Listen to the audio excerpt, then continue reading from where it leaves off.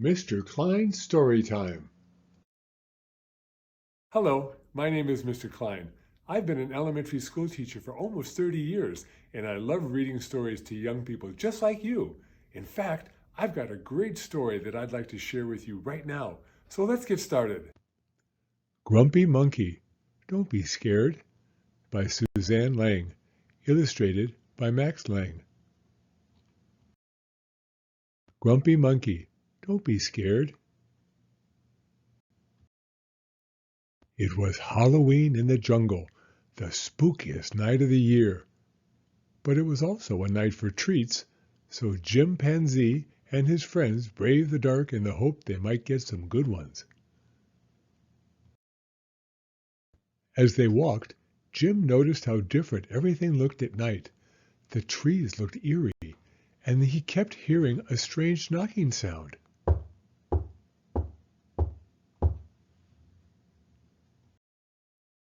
"What's that noise?" asked Jim. "There are lots of night noises in the jungle," said Porcupine. "Don't be scared." "I'm not scared," said Jim.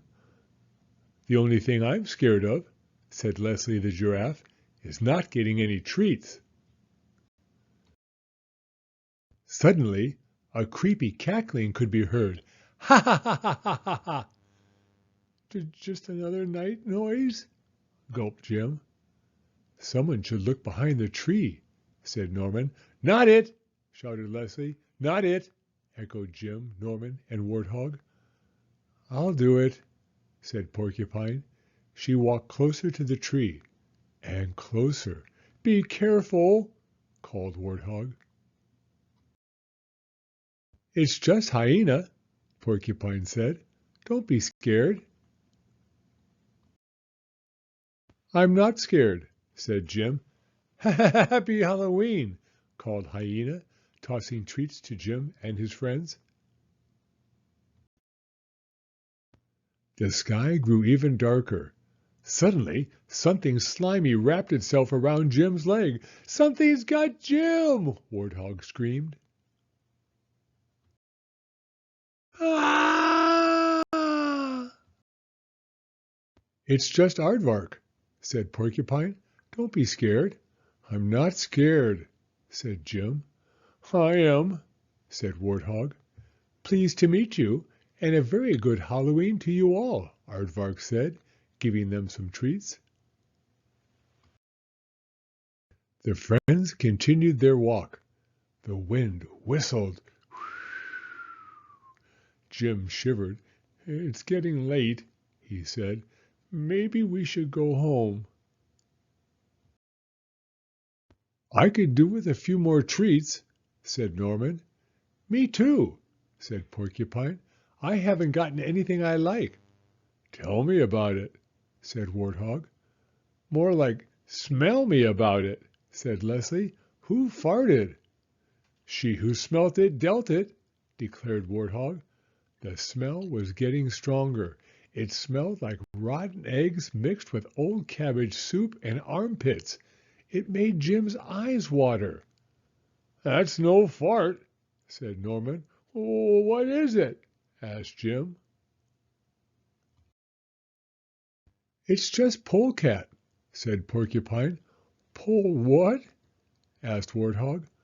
"Polecat," said Porcupine. "He's a night animal."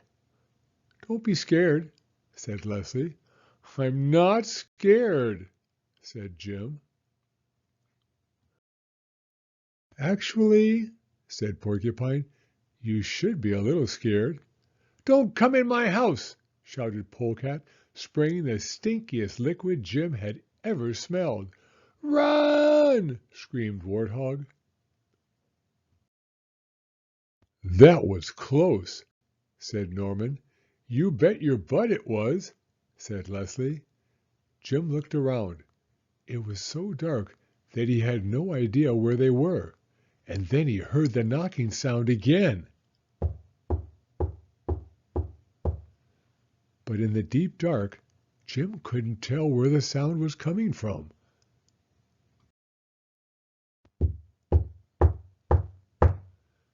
"Don't be scared," said Porcupine. "It's just night noises."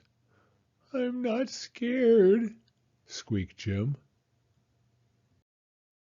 Suddenly, two glowing eyes flashed overhead. "I!" screamed the eyes, which seemed to be darting all around. Jim couldn't take it any more. The cold, the dark, the smells, the noises, it was all too much. "I'm scared," he screamed. "I'm really, really scared." Jim felt something tap his shoulder. "Don't be scared," a little voice said. "I'm I. The knocking and screaming were me. I was knocking on trees looking for bugs to eat. You and your friend startled me, so I screamed." "I guess we both got scared," said Jim. "It's okay," said Norman. "Everyone feels scared sometimes." "Here, have some Halloween treats," said I. "Finally, some good treats," said Warthog. Jim and his friends shared the yummy treats. They took turns scaring one another. "Boo!" shouted Leslie from behind a tree. "Boo!" shouted Porcupine, popping out from under a pile of leaves. It was a spooky good time. Cold, dark, noisy, and smelly. PEE-YEW! Mmm, treats, said Polecat. The end. Thank you for coming to Storytime. If you like this video, please give it a thumbs up. I read new stories every week, so be sure to hit the subscribe button if you'd like to hear another one. Hope to see you again soon.